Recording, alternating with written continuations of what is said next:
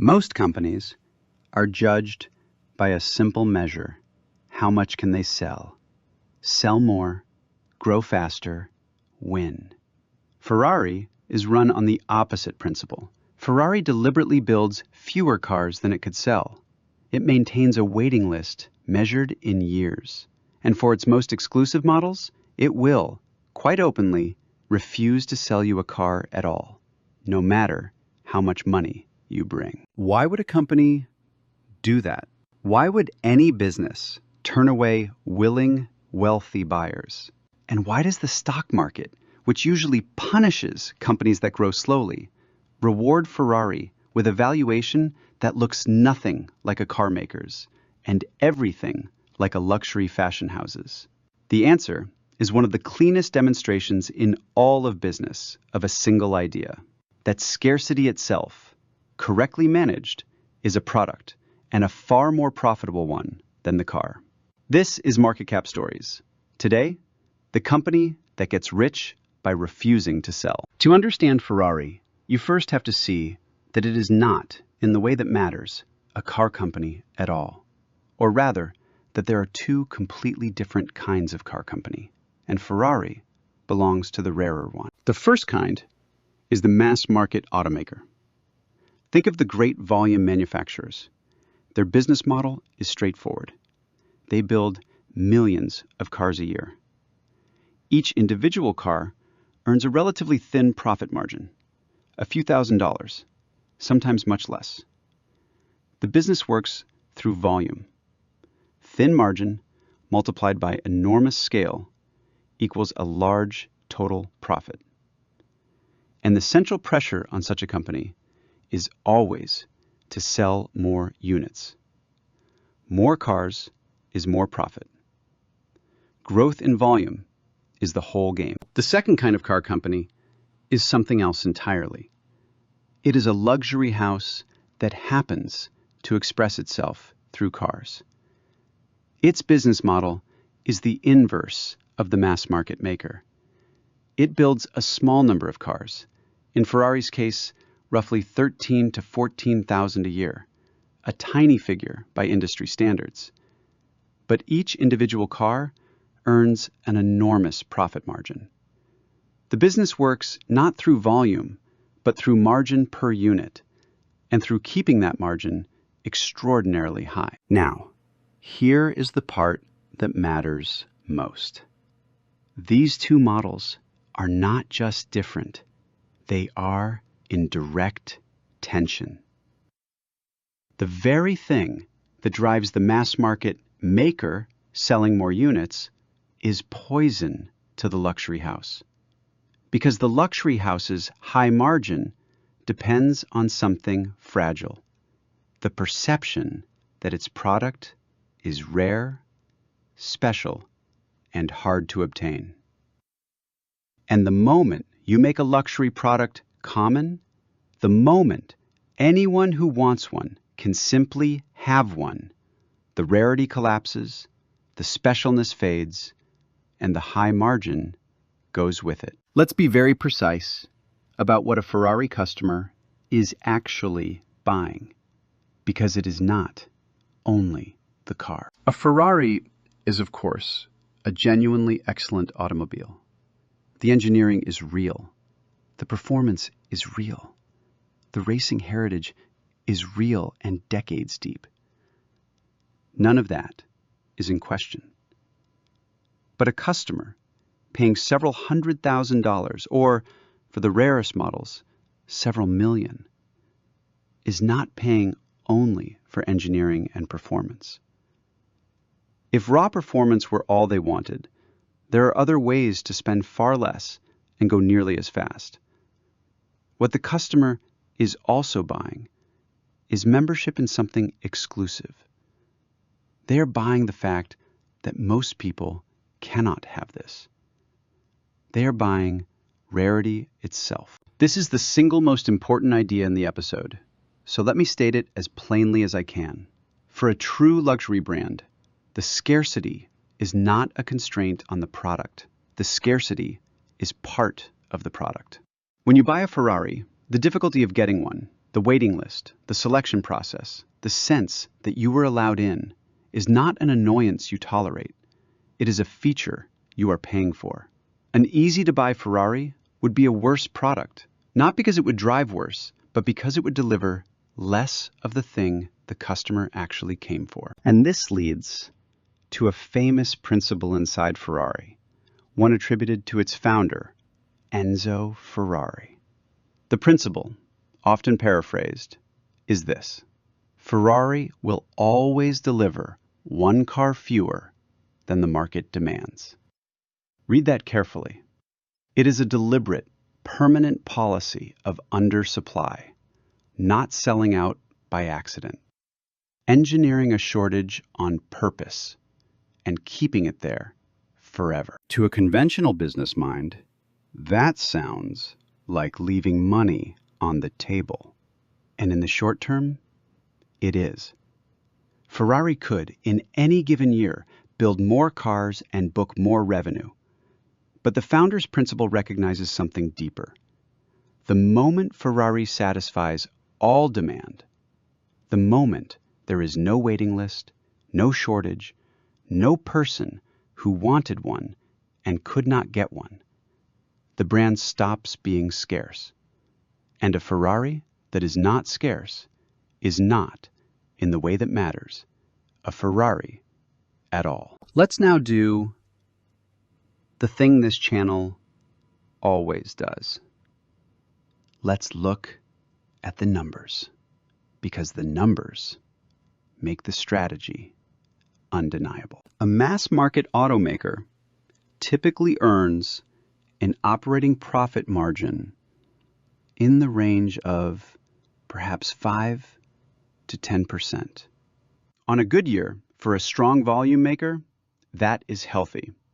It reflects a competitive, capital-heavy industry where many capable companies fight hard for each sale. Ferrari operates in an entirely different league.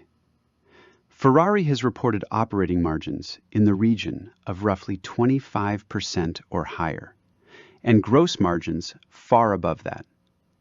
To put that in plain terms, for a meaningful slice of every dollar a Ferrari customer pays, a large portion is profit.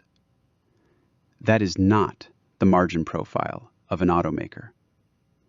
That is the margin profile of a luxury goods company, of the great fashion and leather and jewelry houses. Now, here is a crucial question. How does a company sustain a margin like that? In most industries, a fat margin is an invitation. It attracts competitors. Rivals see the high profit, enter the market, compete on price, and the margin erodes. So why does that not happen to Ferrari? The answer is that Ferrari's margin is not protected by a price that rivals cannot match. It is protected by something rivals cannot manufacture at all: heritage and identity. A competitor can build a car that is just as fast. A competitor can match the engineering, match the materials, even match the price.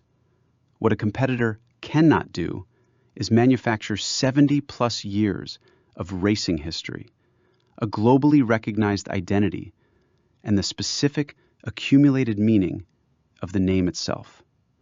That meaning was built over decades. It cannot be bought, and it cannot be rushed. It is the moat. A policy of deliberate scarcity sounds simple when you describe it, but actually enforcing it year after year against constant pressure to sell more requires real discipline and real mechanisms. Ferrari uses several. Let's walk through them. The first mechanism is the most basic: production volume itself. Ferrari simply does not build very many cars. It has grown its volume only gradually over many years, cautiously, deliberately, always keeping production well below what the market would happily absorb. The scarcity starts at the factory gate. You cannot buy a car that was never built. The second mechanism is the waiting list. For many Ferrari models, a buyer does not simply walk in, pay, and drive away. They place an order and they wait, often a year or more. That wait is not a failure of efficiency. Ferrari could, in principle, expand production to shorten it. The wait is allowed to exist because it does useful work. It signals scarcity to everyone. It builds anticipation. And it ensures that demand always visibly exceeds supply, which is exactly the condition a luxury brand wants to maintain. The third mechanism is the most striking and the most revealing. It is allocation. Ferrari's most exclusive, limited edition models are not simply sold to whoever shows up with the money. They are allocated, offered by invitation to selected customers. And the customers who receive those invitations are, in general, existing Ferrari owners. People with a history of buying the company's cars, of loyalty to the brand, of being, in Ferrari's eyes, the right kind of owner. Think about what this accomplishes. For the rarest Ferraris, money alone is not enough. You must be chosen. This does several things at once. It rewards brand loyalty, which encourages customers to keep buying ordinary Ferraris to qualify for the extraordinary ones. It keeps the rarest cars in the hands of committed enthusiasts rather than pure speculators. And, most powerfully, it converts the act of buying from a transaction into a privilege. When the company can refuse you, when being allowed to buy is itself an honor, the product has reached the very top of the luxury hierarchy. If Ferrari's value lies in its brand more than in its metal, then the brand itself becomes an asset that can be used far beyond the cars. And Ferrari does exactly that. Ferrari licenses and sells a range of branded products, clothing, accessories, lifestyle goods, and it operates one of the most famous theme parks associated with any brand. These ventures earn money, of course, but their deeper purpose is strategic. They extend the Ferrari identity into the lives of people who may never buy a car. And in doing so, they keep the brand desirable, visible, and aspirational for the next generation of potential owners. But here is where Ferrari must walk a genuine tightrope and where the strategy gets difficult. Licensing the brand earns money and spreads awareness, but every licensed product is also a small risk. If Ferrari put its name on too many things, cheap things, common things, low-quality things, it would slowly erode the exact thing that makes the name valuable, the sense of rarity and excellence.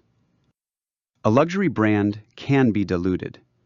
Put the prestigious name on enough ordinary objects, and the name itself becomes ordinary. So Ferrari's management of its own brand is a constant balancing act. It must extend the brand enough to keep it visible and aspirational, but never so much that it becomes common. It must sell merchandise without cheapening the name. It must grow without becoming abundant. Every decision is measured against a single question. Does this protect the scarcity or spend it? Here is the clearest external proof that this strategy is real and that it works. It is the way the stock market values Ferrari. When Ferrari became a publicly traded company, investors and analysts faced a question. How should it be valued? Should Ferrari be priced like a car company, using the modest multiples that the market applies to automakers? Or should it be priced like a luxury goods company, using the much richer multiples that the market applies to the great fashion and luxury houses? The difference between those two answers is enormous. A car company is typically valued at a relatively low multiple of its earnings because the industry is competitive, capital-intensive, and cyclical. A luxury house is valued at a far higher multiple because its brand is durable, its margins are high, its pricing power is strong, and its earnings are seen as more protected from competition. And the market's verdict on Ferrari has been clear. Investors have, for the most part, chosen to value Ferrari not as an automaker, but as a luxury brand. Ferrari has frequently traded at valuation multiples far above those of mass-market car companies, multiples that sit comfortably in the territory of luxury goods firms. In other words, the most sophisticated, money-weighted opinion in the world, the collective judgment of the financial markets, agrees with the thesis of this episode. Ferrari is not, in the eyes of the market, really a car company. Now, in fairness, this strategy is not without risk, and a careful analyst has to name the dangers. The first risk is the constant temptation to grow. Ferrari is a public company. Public companies face pressure from shareholders to increase revenue and profit every year. And the easiest way for Ferrari to increase revenue in any given year is to simply build more cars. Each year, that temptation is there.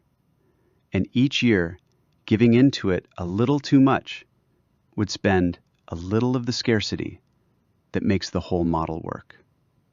The danger is not a single bad decision. It is the slow accumulation of many small, reasonable-sounding decisions to grow just slightly faster. The second risk is broader, and it concerns the long-term future of the car itself. The automobile industry is changing in how cars are powered, in how they are driven, in what owning one even means to a new generation.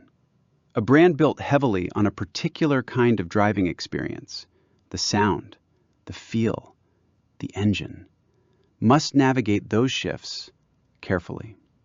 Ferrari's challenge is to carry its heritage, the thing that cannot be copied, forward into whatever the car becomes next, without letting that heritage turn into mere nostalgia. But notice that both risks are at heart the same risk. They are both about discipline. Ferrari's entire strategy depends on the willingness to say no. No to building more cars. No to selling to everyone. No to diluting the brand. No to easy growth. The strategy is not hard to understand. It is hard to maintain, year after year, against constant, reasonable-sounding pressure to relax it. So what is the durable lesson here? The part worth carrying into the next case. The lesson is not scarcity always works. For most businesses, in most industries, deliberately limiting your sales would simply mean less revenue and a smaller company. The lesson is more precise. It is about understanding what you are really selling. For an ordinary product, the customer is buying the product. Sell more of it, and you earn more. But for a true luxury brand, the customer is buying the rarity, the membership, the sense of being among the few. And for that kind of business, abundance is not growth. Abundance is destruction. So the transferable question is this. When you look at a company, ask what its customers are truly paying for. If they are paying for the thing itself, then growth in volume is strength. But if they are paying, in large part, for exclusivity, for the fact that not everyone can have it, then the company's most important skill is not its ability to produce. It is its discipline in refusing to. Ferrari's greatest competitive advantage is, in the end, a single word, said often and said firmly. No. Ferrari is a company that has discovered something most businesses never get to learn, that there is a kind of value which can only exist when it is rare, and that protecting that rarity is worth far more than any sale it turns away. In a market full of companies straining to sell as much as possible, as fast as possible, Ferrari is a reminder that for the rarest kind of business, the real product is the limit itself, and the most valuable thing a company can own is the discipline to hold that limit in place. If this is the kind of strategic anatomy you find useful, subscribe to Market Cap Stories. We will see you in the next case.